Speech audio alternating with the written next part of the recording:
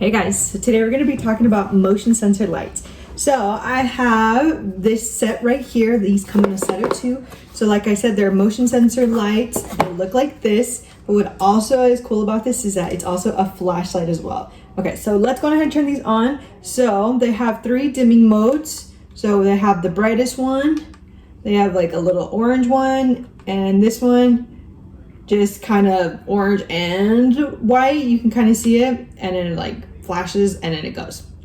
So then those are the 3 regular motion sensor lights, but then if you hold this button on the side here, it turns into a flashlight. Also too, just want to give a flash warning because the last one does flash a little bit. So this one's a regular one that you can use.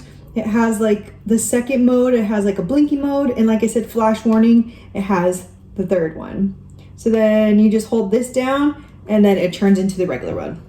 So what's cool about this too as well, that it comes with a charging cord, but this charging cord is really cool because it comes in this, like splits into 2, because when we want to charge it, it just comes just on the side like this.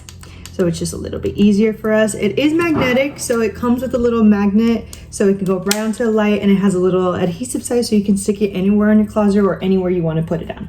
So let's go on ahead and try these out.